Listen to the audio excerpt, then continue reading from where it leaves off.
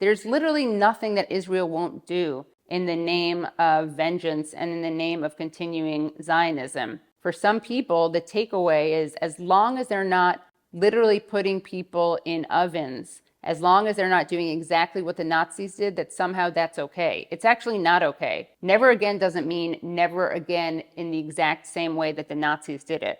If that's your takeaway from the Holocaust, you really need to look at yourself and do some soul searching. I'm Jewish. I lost members of my family during the Holocaust, and the truth is, Israel does not represent me. Israel does not make me safer. In fact, it puts me and all Jews in greater danger, because as Israel commits these crimes against humanity and live streams them, and in some cases gleefully live streams them, we've seen soldiers doing this, Israel doing that and saying it's in the name of Jews, that will create anti-Semitism. The idea that Israel represents all Jews is in itself an anti-Semitic idea. The dual loyalty trope says that all Jews are a monolith and we're all loyal to Israel and we can't be trusted to be loyal to other governments, regardless of where we live. That is really what Israel is leaning into. And you have anti-Semites and then the government of Israel, AIPAC and the ADL, all making the same argument, which I think really shows you the dangers and the inherent anti-Semitism of Zionism. People like to claim that anti-Zionism is anti-Semitic. Well, it's actually not, given that you literally have more Christian Zionists in the world than you have Jewish Zionists. This particular Christian form of Zionism wants Jews to go back to Israel so we can provoke the end times, Armageddon. All Jews except a very lucky 400 who accept Christ as their Lord and Savior burn for all of eternity. So these are the allies. All these cancel culture warriors who talk about right-wingers being canceled are very silent, interestingly enough, when it comes to critics of Israel, who are probably the most canceled people of all. If you're a Palestinian critic of Israel, you're very, very, very canceled. If you're a Jewish critic of Israel, you're less canceled, but you're still canceled. You're just canceled as a self-loathing Jew as opposed to an anti-Semite, which is a significant difference. I mean, I was fired by a network for saying that Israel is an apartheid state. So my being Jewish didn't really protect me. And of course, there's a huge bias in the way that corporate media reports on Israel-Palestine. They're very clear when Russia does something. Russia bombs, Russia strikes, Russia kills. When it's Israel, it's often Palestinians killed in attack, Palestinians dead after bombing. We even know that networks and outlets instruct their writers and reporters not to use certain words like genocide, not even to use the word Palestine. In fact, the reporting by the New York Times on the alleged mass rape used by Hamas was so bad that they had to cancel a podcast that they were going to do about it because there was so little to back it up. Now, on the other hand, you have countless stories and allegations of Israelis raping Palestinians. That got totally ignored. It's really fascinating that we hear time and time again about the 40 beheaded Israeli babies, even though there was no evidence of that. And we do have evidence of actually beheaded babies, children with their heads blown off. I mean, we saw a child literally shredded. Various representatives of the Israeli government are never asked about that. They're never asked to condemn Israel's violence. They're never asked to condemn Israel's terrorism. There was a doctor who was tortured to death.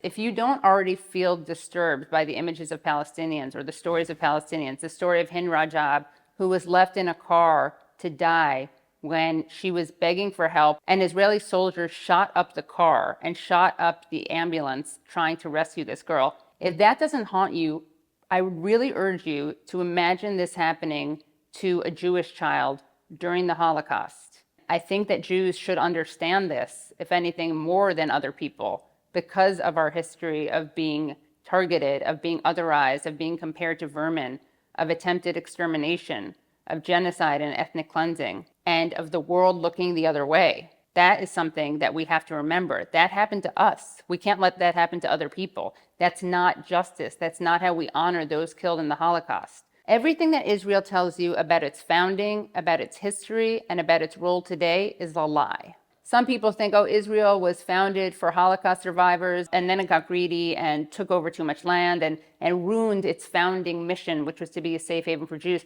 The truth is, it was founded on ethnic cleansing. It was not a utopia. I think it's really eye-opening to look at the actual language of early Zionists, because they were calling their banks colonial trusts. They were talking about how natives always resist colonists.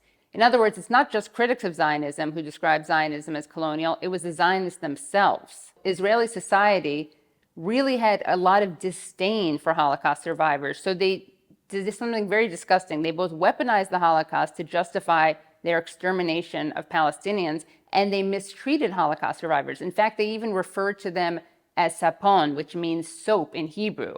And that was because there was a myth that Nazis turned Jewish bodies into soap. It's not true, but that was a myth. And the important thing is that people thought that was true, and they thought it would be appropriate to call survivors by that name. Israel wanted to create a new Jew that was armed, that was working the land. They were ashamed of the Jews who were killed. They thought that they went to their slaughter like sheep. They were ashamed of Jews who were religious, Jews who were scholars, Jews who were also cosmopolitan. They really did, ironically, internalize a lot of anti-Semitism. There were Zionist bombings in the Middle East that were used to scare people into emigrating out of Iraq, out of Morocco, and into Israel. That's how little they cared about Jewish people. They bombed synagogues in order to get people to leave the Middle East and go to Israel, where they would be mistreated, which is what happened to Mizrahi Jews. Some were basically put into camps. They rejected Yiddish, which was spoken by Eastern European and diasporic Jews, and they also rejected Arabic, which was spoken by Mizrahi Jews of the Middle East. Yiddish is an amazing language, and it's dying out, and the reason it's dying out is because Israel chose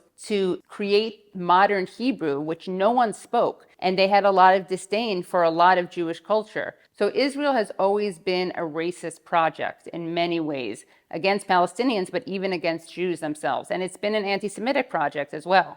Not only is Judaism obviously much older than Zionism, but there was Christian Zionism from the very beginning, and that was fueled by anti-Semitism and the desire to get Jews out of Europe. Lord Balfour of the Balfour Declaration was a major anti-Semite. Zionism actually requires anti-Semitism to justify its existence. So for Zionists, they don't want to defeat anti-Semitism. They want to use it to strengthen the state of Israel. It's also true to remember that this is not a conflict about religion or culture. Jews and Christians and Muslims lived in peace, in harmony in many areas of the Middle East for centuries. This is about power. This is about land. This goes back to resources. This goes back to the West wanting to have a foothold in the Middle East. This is not about religion. Jewish anti-Zionism has existed since Zionism. A lot of Jews opposed Zionism because they, I would say rightly, predicted it would create anti-Semitism. There's a very rich radical history of Jewish internationalism. During the Spanish Civil War, which many people see as the dry run for World War II, among all the international brigades, so all the volunteers who left their countries to fight in a war against fascism, the most common language spoken was Yiddish, which speaks to this tradition. If we look at so many struggles like the civil rights movement in the United States, there were lots of Jews involved in that. Jewish people were overrepresented in that movement. If you look at South Africa, some of the most active anti-apartheid activists were Jewish. That's the tradition that I'm proud to be part of, not a tradition which weaponizes trauma, tragedy, and the Holocaust to kill more people. Israel is unsustainable. There's no coming back from this. Something new needs to be created.